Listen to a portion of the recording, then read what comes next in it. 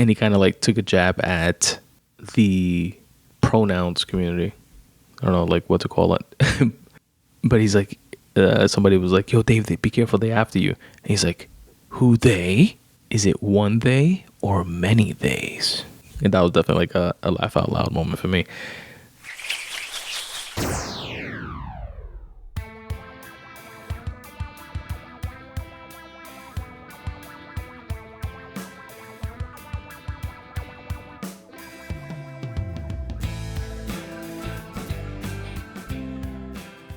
What up, folks? What's going on? Welcome to the Spun Today Podcast, the only podcast on the face of the planet and in the entire universe and in the multiverse that is anchored in writing, but unlimited in scope.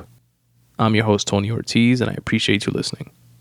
This is episode 192 of the Spun Today Podcast, and in this episode, I speak about watching two comedy specials, Dave Chappelle's The Closer, which is the final special in his 3-special contract with Netflix, and Shane Gillis's Live in Austin. I also tell you about watching the show La Factoria, aka The Dominican Office. Definitely stick around for all that good stuff. But before we get into the show, here is a very quick way that you can help support the Spun Today Podcast if you so choose. And you should so choose. Support the Spun Today Podcast by following me on social, at Spun Today on Twitter, at Spun Today on Instagram. Please also check out and like my Facebook page, facebook.com/Spun Today, and subscribe to my YouTube page as well. On my YouTube page, not only will you get these full-length episodes, but you'll also get to check out some chopped up clips and bonus content. To get to my YouTube page, just search Spun Today on YouTube, or click on any of the YouTube icons on the footer of my website. Also, don't forget to rate and review this podcast wherever it is that you're listening. It really does help. Dave Chappelle just finished putting out his latest stand-up comedy special this past week. It's called The Closer. It's the third and final stand-up comedy special that he inked a deal with Netflix to complete in exchange for $60 million. A deal which came about a decade after him walking away from a $50 million deal with Comedy Central, citing creative differences when doing the Chappelle show. You all might remember that's when folks were writing him off as crazy. Who the hell walks away from $50 million? That's nuts. And that type of mentality in and of itself, it just comes from, in my opinion, the society that we live in, the Western way of life, if you will, where green is God, money is all, right? And for a lot of folks, it's hard to even fathom and wrap their heads around someone prioritizing for an art above money, or prioritizing their integrity above money. And that shouldn't be mistaken with, and it's not to say that money is not part of the equation. It absolutely is.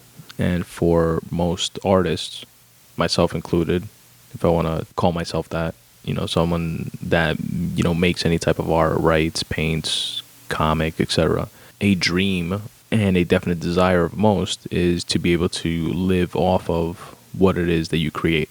Because that in and of itself creates a snowball effect of being able to do it that much more often, right? You don't have a 9-to-5 and those types of responsibilities that take away from you creating. If you're able to make money and make a living off of what it is that you enjoy doing and creating, then that's like the ultimate win, right? Because then you get to report to that every day and do more of it, and it continues to snowball. And that's a very selected few that are ever able to say that, and an even more privileged few that are able to do it at a level of a Dave Chappelle. But that monetary component, although it is part of the equation, it's not what's being prioritized for. It's not the first thing on the list. It could be the second or third or fourth thing on the list, but not the first. Whereas on the flip side, for most folks, it's a necessity to prioritize for that first. And then it also just becomes, like I mentioned before, just part of this society and culture that we all come up in, where money is God. And we all want the nicest house, the coolest cars, the most technologically advanced phones and gadgets and things, etc. And that in and of itself becomes a snowball effect in that sense that, it's just keeping up with the Joneses after a while. But that constant is still the same of prioritizing for money versus your integrity or your art, etc., where you're even willing to give concessions on your time and your freedoms and what it is that you really want out of life in order to fulfill that desire to accumulate more wealth, to buy more things, etc., etc. And because of that mentality, that psychological mindfuck, if you will, folks just took him walking away from $50 million back in the day as crazy. He's a nut job. It's the only way anyone could wrap their heads around that is, oh, you must be crazy. Who does that? The motherfucking comedy goat Dave Chappelle does that too. And I've covered his previous specials here on the Spun Today Podcast. If you want to go back and take a listen, please feel free.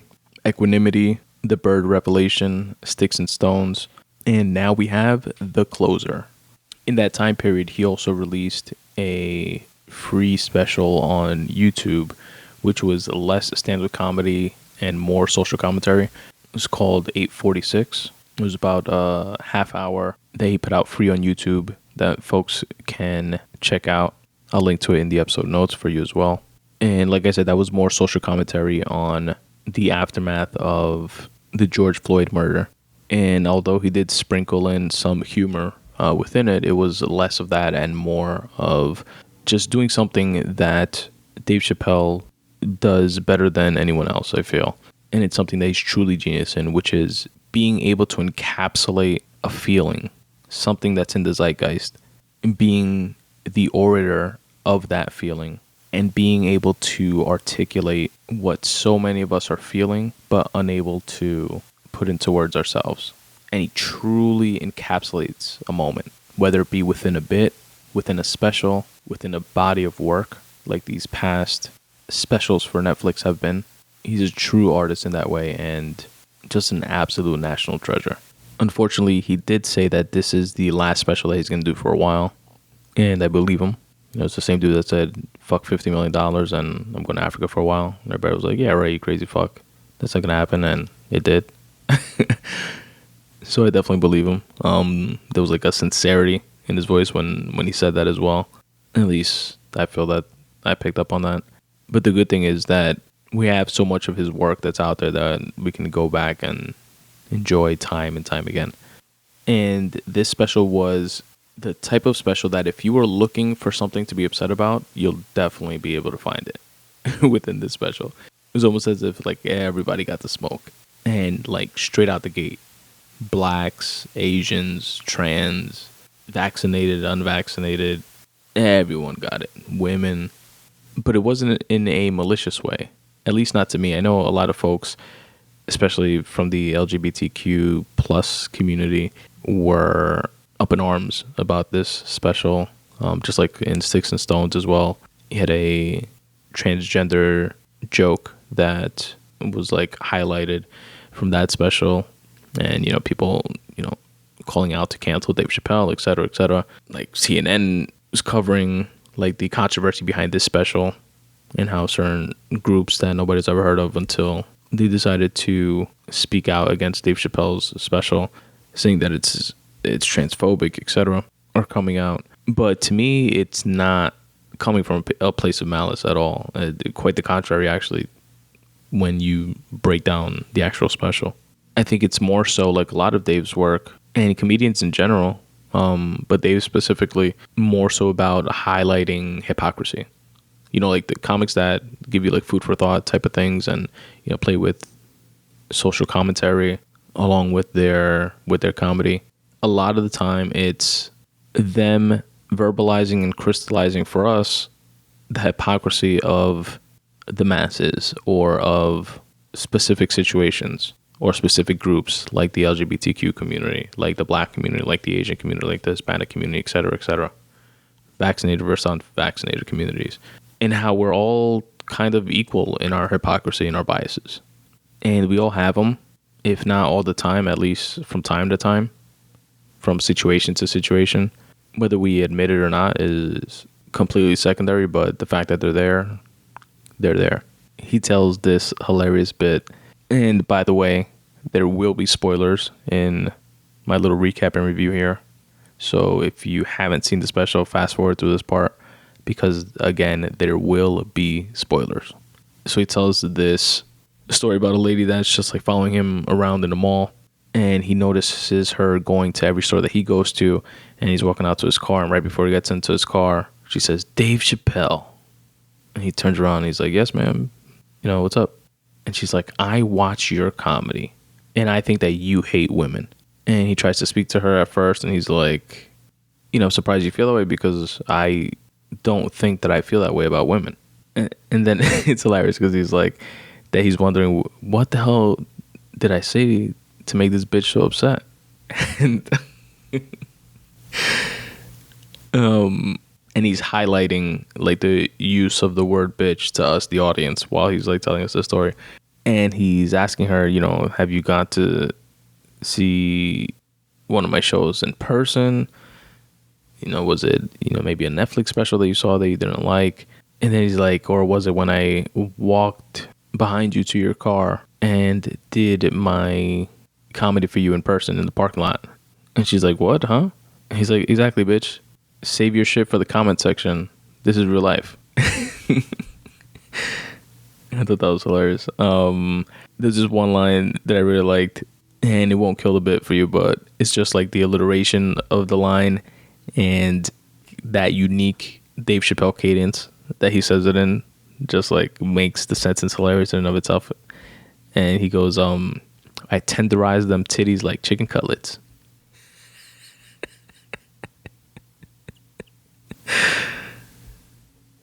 In true Dave Chappelle fashion, he's always putting us on to black culture and black history, dropping gems like the mention of Sojourner Truth, which was a women's rights activist and was a slave, and gave a famous speech back in 1851 during the Women's Convention in Akron, Ohio, entitled "Ain't I a Woman?", which prompted me to look up the speech and read it. It's a powerful speech. I'll link to it in the episode notes for if you guys are interested in reading it yourselves.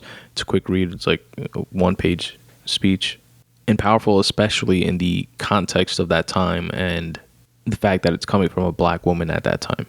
And that's the thing about Chappelle. He's able to give us that dense piece of cultural importance and significance while objectively criticizing the women's movement now in comparison, like juxtaposing the two of then and now, but while being supportive of it and saying he's for it, just not for the way they're going about it now, with, you know, only the marching and the tweeting and the boycotting and canceling, etc., and saying things like, you know, women working for powerful Hollywood production companies that call themselves like feminists, etc., and saying how they could have grinded such like Harvey Weinstein's company to a halt, you know, said, I'm not allowing you to put me in a production moving forward until you hear out myself, all the other women that I work with, including the women, you know, working in the mailroom, for example,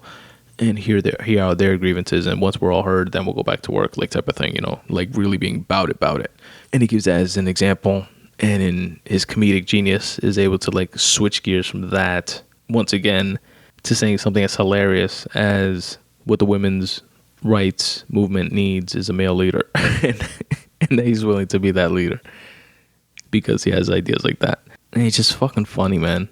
Like Dave Chappelle, he just has that thing that, you know, him reading the dictionary will make you crack up. Like the inflection in his voice with certain things. Like he says, he was walking down the street and somebody was like, yo, Dave, be careful, they after you. And this is like when he was speaking about trans folks. And he kind of like took a jab at the pronouns community. I don't know like what to call it. But he's like, somebody was like, yo, Dave, be careful, they after you. And he's like, who they? Is it one they or many theys? And that was definitely like a laugh out loud moment for me. The plot of this movie, which It's a genius plot, to be honest, like a science fiction movie. Like, I don't know if it exists. If it doesn't, maybe somebody should write it. It's a dope science fiction-y fantasy concept of the UFO sightings, the recent UFO sightings and stuff that have been corroborated as being unknown by the Pentagon and the U.S. government. Sightings by folks like Commander Fravor of the, I don't remember if he's the Air Force or Navy pilot or Air Force pilot. But anyway, Chappelle saying that this movie idea that he had, which is that these sightings are really people that used to be from Earth, you know, thousands of years ago, hundreds or thousands of years ago, figured out how to interplanetary travel. And once they were able to, they bounced and left Earth. And, you know, they've been out in the universe, and wherever they were, shit got fucked up, and they decided to come back to Earth. And then the plot of the movie is that then they want to reclaim the Earth for themselves again. And he said that the name of the movie would be Space Jews. I definitely wasn't expecting that title, especially after hearing the plot, which really sounded like a good fucking movie to me. But it's definitely like social commentary on like Israel and Palestine and shit that's going on over there. He gives a shout out in the special to a couple of goats, my personal goats, Eminem, and also another one to Joe Rogan. He's like, do you have a big, thick Joe Rogan neck? He said the fact that if you ever want to know something in the gay community, speak to Anderson Cooper. He's like, this thing is faster than Google. That'll definitely mean more once you guys like hear it in context. He says that empathy is bisexual. You know, it's definitely a two-way street. It has to go both ways. He also tells this really touching story of a friend of his named Daphne Dorman, which was a trans woman and comedian and friend of Chappelle's that committed suicide in 2019. And what was most touching to me from that story is a few things, but what was most touching is not the fact that, you know, this person that's being accused of being transphobic is, you know, has a trans friend, for example, or that after his Sticks and Stones special, when the trans community came like after him and, you know, trying to like cancel him, she stood up for him in a very heartfelt way and thoughtful way. And it's not that when she did so, her own trans community went against her like on some Uncle Tom type shit.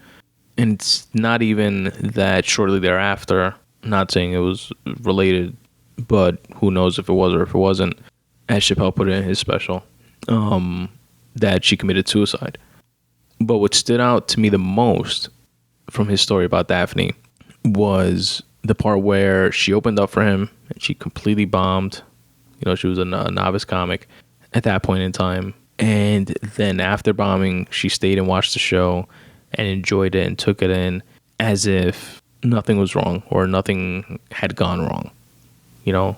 And how in telling the story of that occurrence, he was able to show her resilience, her ability to like get through shit, her ability to be in the moment and enjoy, her ability to turn things around from a terrible bombing experience to being super hilarious and kind of sort of heckling him in a way as he's performing his set.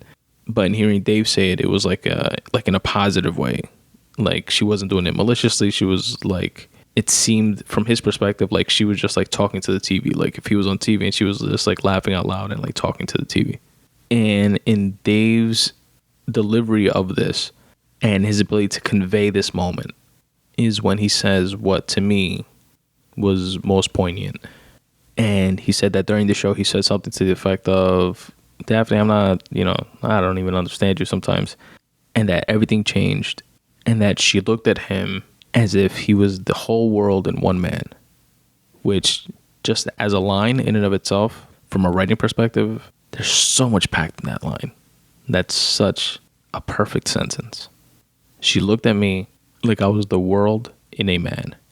But continuing to what was most poignant to me was that at that moment, her mood switched to very serious. And she said, I don't need you to understand me.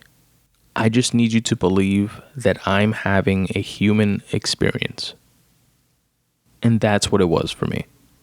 And Dave Chappelle being able to encapsulate that feeling, that moment, will do more for, in a positive way, the LGBTQ trans community than any quote unquote transphobic, supposedly negative comment will ever do. And I say that because that made even me, who's someone that's very live and let live, right? I don't care if you're trans, gay, straight, if you think that the love of your life is the branch on a specific tree within, Forest Park, and you want to marry it, have at it. I don't give a fuck. I'm not one of those slippery slope, you're going to erode society by, giving into untraditional practices like that or whatever, et cetera, whatever the common talking points are that oppose socially progressive views. I think the vast majority of us embedded within us are our cultures that we grew up with, the norms that we grew up with, and we'll continue to progress society. We'll continue to push the civilization forward for the most part. If you have a cousin that likes fucking pine cones in the park, who gives a shit? So I'm very indifferent when it comes to things like that. And the way this story and this moment was conveyed by Chappelle made me stop for a sec and say, in that moment when she says, I don't need you to understand me, I just need you to believe that I'm having a human experience. Like, who can't relate to that? How do they not see that? Like the supposed trans groups that are up in arms and going at Chappelle, how do they not see that? He made it so universally relatable. Like, that's a win for you guys and gals. With so many losses that each and every one of us have to deal with in our lives as individuals, as groups, the different subsets that we categorize ourselves in or that other folks categorize us in, take the wins when you can. And that's a win right there, at least in my opinion. But I digress. Dave Chappelle, you are the motherfucking GOAT. Thank you for doing what you do. Folks, that has been my recap and review on Dave Chappelle's latest stand-up comedy special, The Closer, which is streaming now on Netflix. Check it out. La Factoria. The elevator pitch for the show would be, and I'm not saying that this is the official elevator pitch for the show, it's what my elevator pitch of the show would be, and I'm positive it's not an original thought by any stretch, and 99.9% of the people that have watched the show would more than likely pitch it the same way as I'm about to, is that it's the Dominican version of The Office. Literally, as I said it, those of you that are in the know, I felt you say it with me at the same time. And for those of you that don't know The Office, which some of you exist out there, I was actually one of y'all some time ago. I would say 2 years ago, maybe 3. I had never seen an episode of The Office. I don't know how. It was just one of those shows that no me llamó la atención. I just wasn't like checking for, you know what I mean? And I liked certain shows, I guess you could say, like within the genre, like Friends, which my wife, for example, is obsessed with. And I watched like back then. Seinfeld, I loved. Curb is amazing. But it was just like one of those shows that for whatever reason, missed me. It's a huge show. It's the original version was by hilarious comedian and comedic actor or comedian Ricky Gervais out in England or somewhere on that side of the pond. It was remade as an American version starring Steve Carell. And it's a show that helped launch his career. And anyway, long story short, I hadn't seen it a few years back. A couple guys that I used to work with, it's like their favorite show. And they were like talking about it, and I was like, oh, I never seen that. And they looked at me the way I look at people when they say that they've never seen The Wire or Breaking Bad. Like, it was like completely blasphemous to them. One of them convinced me to actually watch it, and I started watching it, and I wound up like binge watching like all 6, 7, or 8 seasons, whatever it is. I think they were on like Amazon Prime or something at the time, and I was like downloading them on my phone and just like watching them on my commute, like to and from work. And it's a dope show. It's funny. It's the type of show that, working in an office, having a 9 to 5, cubicle type job, you relate to it that much more because the different characters, you can relate to some of your coworkers, or at least some of the traits of some of the characters you relate to some of the traits of some of your coworkers. And the lead protagonist, and Steve Carell, is like not the sharpest tool in the shed, but is someone a boss that had like a huge heart. And for some reason, things always seem to work out for him, no matter how bad he fucked up.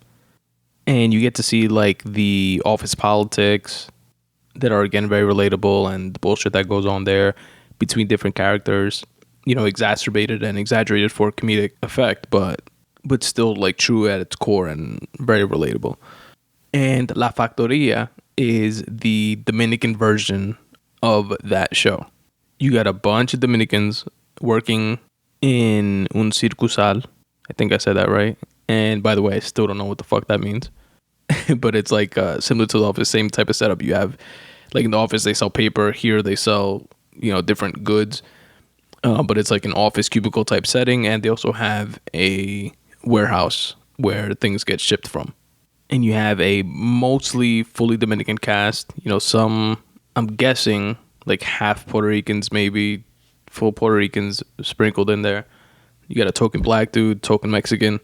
You have a little person on the show, which, by the way, I can't think of ever seeing a Hispanic little person, let alone a Dominican little person, since I was like a kid. I can like remember un enanito named Nelson el Enanito, something like that I vaguely remember my parents watching on like Don Francisco, and he was like the smallest person in the world or something like that. But I honestly can't think of ever seeing a Hispanic little person aside from on the show. And he does such a dope job. He plays like the mini-me version of the boss of La Factoria in a super funny way, which is so much harder for him to do because he also doesn't like speak on the show. So it's all like physical comedy. And his presence alone in like scenes like steals them. That's a dope touch to the show. And I just really like seeing, those same types of narratives that I touched on from the original Office, with the office politics and the, climbing the quote unquote corporate ladder, and office romances, and dealing with like grimy coworkers, and, friendships. And I really enjoyed seeing like all those narratives, but with a hilarious and contagious Dominican flavoring to it all. But above all else, I really enjoy the creativity of the show, the feel behind it. Because even though like the premise is based off an existing show like The Office, La Factoria still comes off as so genuine and raw and authentic, which has to be that much harder. Because you know how they say that out of all like the players, like who's like the closest to Jordan or whatever, there's a sentiment that it has to be Kobe, for the simple fact that, you put players like LeBron or Shaq and, different body types, different types of like game that they have, GOATs in their own right for sure. But Kobe was so ill that he literally emulated Jordan's exact game and was still ill. You know what I mean? Like he didn't come off as like biting Jordan or anything like that. And he was able to make the game his own, which is a monumental feat in and of itself. But yeah, man, La Factoria is super funny. You guys should definitely check it out. I'm going to link to their YouTube page. Each and every one of the episodes, 12 episodes in total, if I'm not mistaken, are available now for your viewing pleasure. Let me shout out some of the cast here. Starting at the top with Agar Garcia, Brenda Raquel, which, by the way, Brenda Raquel is my favorite. She is actually the reason why I found this show, because I started following her, I believe, on Instagram a while back. And she used to put out these hilarious skits. I remember one of the earliest ones that I could remember was like Dear Diary, like Clueless style type shit. Like the Blanquita from Clueless. What's her name? Alicia Silverstein. Where she used to like write in her diary, like Dear Diary, and you just hear what she was thinking while she was writing. Like Brenda Raquel put out some skits like that, but that were just like hilarious.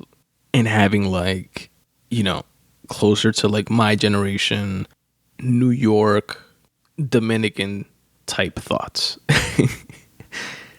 And I saw her on another YouTube show as well, but I started following her from there, from like IG. And that led me to this show. I was all in as soon as I saw it. So shout out to Brenda Raquel. Chelo Garcia, Cállate Chelo. Chris Grant, shout out to HR. Christian Rocha, D. Espinal, also very funny on Instagram. DJ Alimo, Edwin de los Santos, Eric Henao, Felín Sanchez, Escarle Raposo, Ivan Castillo, which if I'm not mistaken is the creator of the show and writer of the show, and also very funny on Instagram as well.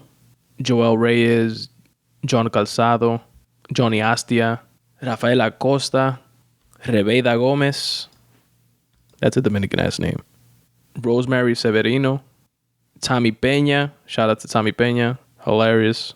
He plays the like Steve Carell character, like the boss of La Factoria, definitely steals the show. And Tyler River. Oh, and a very special shout out to Chef Papi, which is a Spun Today alum, has been on the podcast in the past, who made a cameo on the show in his actual food truck, by the way, which you guys should definitely check out. Amazing food. Steven Rodriguez, aka Chef Papi, delicious food.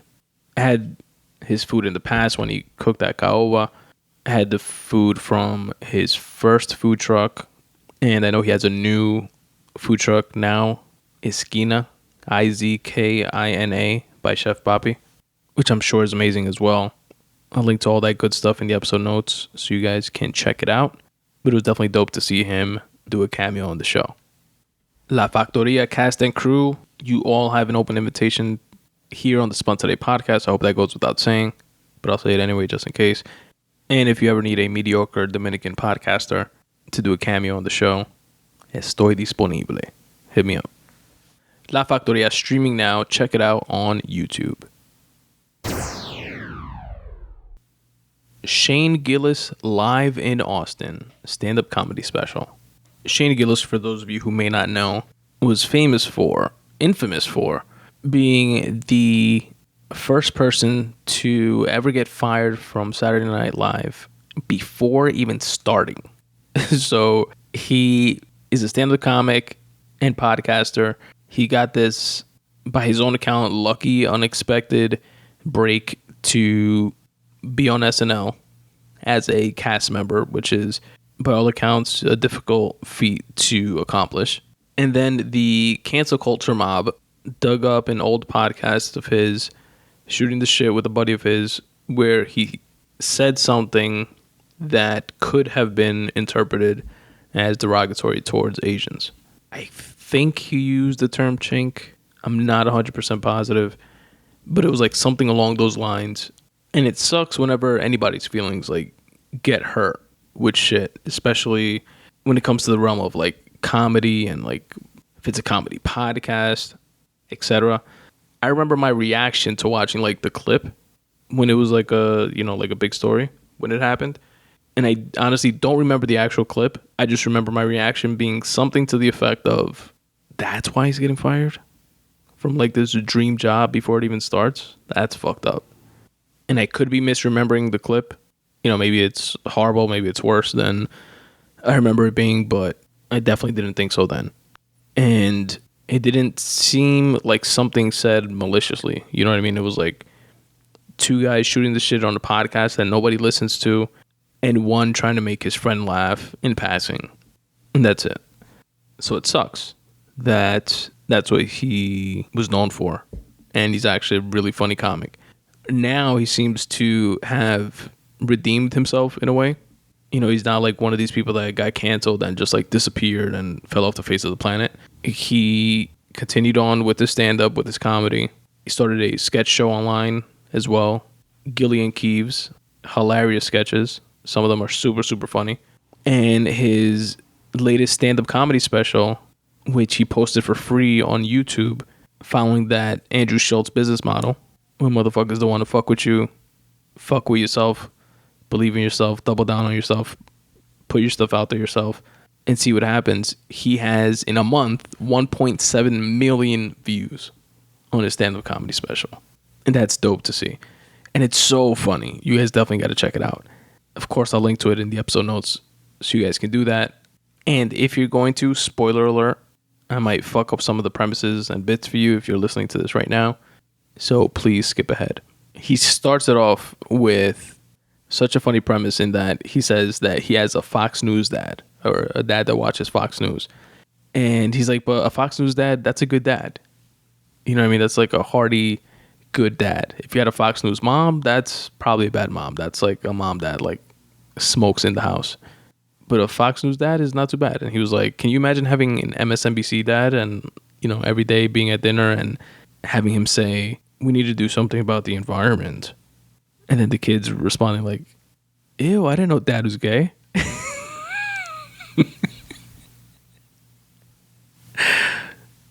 I don't know. I just found that hilarious. It might not be for everybody. He talks about the fact that his dad like watches the news, and as the night progresses, just like keeps getting like more and more pissed. And he drinks too, so he's like boozing up and watching Fox News. And he said he's like pissed off, but like drunk and like passing out. And he likens it to like being at a black church and like getting like the Holy Ghost, and that certain like trigger words will like wake him up, and he'll just be like slumped over on his lazy boy couch. At least this is how I'm picturing it in my head. I'm like paraphrasing like a motherfucker and probably fucking up the bit. My bad, Shane. But this is my regurgitation of it. And so he's likening it to his father watching Fox News, to being in a black church and like catching the Holy Ghost when he hears like a trigger word, and he's like wakes up and he's like, I gotta build a wall. Build that wall. That did not land for me, did it? Speaking of walls, then he says that he went to Arizona, to like the border of Mexico in Arizona, and he saw a wall there, and he was like amazed, and he was like, oh shit, he built it? And that they were like, nah, it's always been here. And he was like, you fucking serious? Somebody's got to tell my dad, man. He's fucking flipping out. He's really angry about this shit, which was funny on a bunch of different levels. And I like the fact that he was able to say, which I don't know if it was purposeful or not, but he was able to say, oh, he built it? And you know exactly, you know, he's talking about Trump, but didn't have to say Trump. And it was just a really funny special, man. Had a bunch of laugh out loud moments, literally. And he's a funny dude. He's been on a bunch. He just recently ran like the gamut of who's who of podcasts. So if you want to get some insight into like how he is, the type of person he is, definitely check some of those out. He definitely didn't come off as some Asian hating racist to me, but definitely, you know, take a listen and see what you guys think. He's been on Rogan's podcast. He's been on the Flagrant 2 podcast with Andrew Schultz and Akash Singh. This past weekend with Theo Vaughn, Your Mom's House, Burtcast, Tiger Belly, T-Fat K, you name it, he's been on it. Promoting the hell out of this special, so no wonder. It's gotten almost 2 million views in a month. Anyway, I digress. That is my recap and review of Shane Gillis's Live in Austin stand-up comedy special. Available now on YouTube. And that, folks, was episode 192 of the Spun Today Podcast. I hope you enjoyed it. Definitely go watch Dave Chappelle's stand-up comedy special, The Closer, on Netflix. Definitely go watch Shane Gillis's stand-up comedy special, Live in Austin, on YouTube. And last but not least, definitely go check out the entire La Factoria series on YouTube. All 12 episodes available now for your viewing and laughing pleasure. And as always, all of the above will be linked in the episode notes of this episode of the Spun Today Podcast for your convenience. See what I do for you? Not only do I provide you with mediocre content, but I also put you onto dope shit and make it super convenient and almost seamless for you to access that dope shit. And because I do that, you should listen to my outro, where I tell you about a few different ways you can help support the Spun Today Podcast if you so choose. Peace. What's up, folks? Tony here. I hope you're enjoying this podcast as much as I enjoy producing it for you. here are a few quick ways you can help support this show. You can support the Spun Today podcast by going to spuntoday.com/support. There, you'll find my merch section, where you can cop the iconic Podcasts vs. Anybody t-shirt in a wide variety of different colors and all different sizes. Also, if you're into cycling, you can cop the super soft, comfortable, minimalist design Spun Today Bike Club t-shirt. Also available in a bunch of different colors in all different sizes. There are a few other designs of different types of t-shirts. Definitely go there and check it out. spuntoday.com/support. It's the merch section, where you can also get a dope coffee mug. I have coffee mugs with the brand new redesigned Spun Today logo on one side and the tagline that I end every show with on the other, which is start taking steps in the general direction of your dreams. The mug is available in both black and white, because we don't discriminate here at the Spun Today podcast. Again, go to spuntoday.com/support and check out the merch section. You can support the Spun Today podcast by checking out my writing. You can go to spuntoday.com/free writing and check out some of my free association writing, which is intended to be some cathartic free writing, but oftentimes doubles down as motivation for myself and others. At spuntoday.com/short stories, you can read a bunch of the different short stories that I've written and actually listen to the audiobook versions of those short stories there as well. Another way you can help support my writing is by going to spuntoday.com/books and checking out what I have in store for sale. Digital copies are available in all formats, whether it be Kindle, iBooks, or a different type of e-reader. You can also purchase paperback copies if that's your preferred reading method. Currently available, I have my nonfiction, Make Way for You, which is a collection of freely written thoughts that were curated and put together as tips for getting out of your own way. Also available is my debut time travel novel titled FRACTAL. Again, go to spuntoday.com/books to show your support. Support the Spun Today podcast by following me on social, at Spun Today on Twitter, at Spun Today on Instagram. Please also check out and like my Facebook page, facebook.com/Spun Today, and subscribe to my YouTube page as well. On my YouTube page, not only will you get these full-length episodes, but you'll also get to check out some chopped up clips and bonus content. To get to my YouTube page, just search Spun Today on YouTube or click on any of the YouTube icons on the footer of my website. Also, don't forget to rate and review this podcast wherever it is that you're listening. It really does help. The Spun Today newsletter is available to each and every one of my listeners absolutely for free. All you have to do is go to spuntoday.com/subscribe and drop in your email address. What I'm going to do is brighten up everybody's least favorite day of the week by delivering 5 curated things within my weekly newsletter every Monday at noon. You're going to receive a photo of the week, a recommended podcast of the week. I listen to tons of podcasts from an array of varied interests. I cherry-pick the very best ones so that you can check them out. I also share a video of the week, which can be anything from a tasty recipe to a dope rap battle to an enlightening TED Talk. I also share a quote of the week. And finally, for my fellow wordsmiths out there, a word of the week, so that you can step up your vocab. Again, this curated list is yours absolutely free by going to spuntoday.com/subscribe and dropping in your email address, and you can unsubscribe at any time. Again, go to spuntoday.com/subscribe, drop in your email address, and you'll get the very next one. If you want to help support the Spun Today podcast financially, you can do so by going to spuntoday.com/support. Here you'll find a few different ways that you can do so. You can shop on Amazon, but first go to my website, spuntoday.com/support, click on the Amazon banner, which will take you to Amazon's website where you do your shopping like you normally do. It will not cost you anything extra, but I will get credit for driving traffic to their website.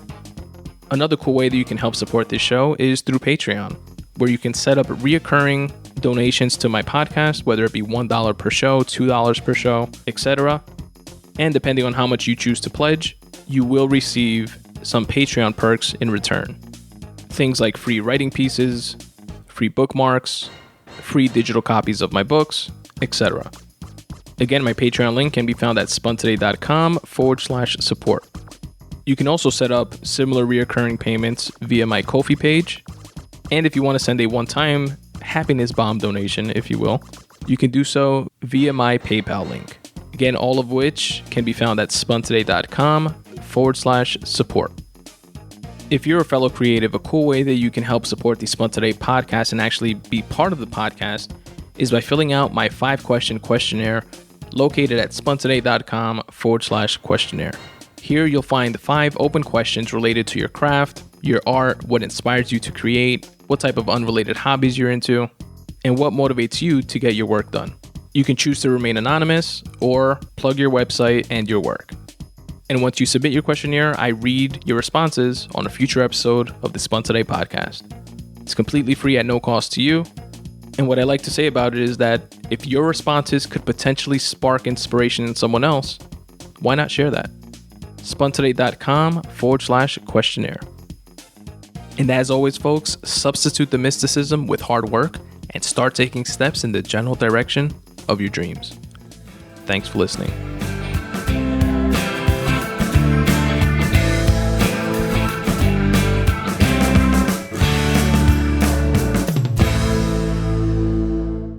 I love you, Aiden. I love you, Daddy.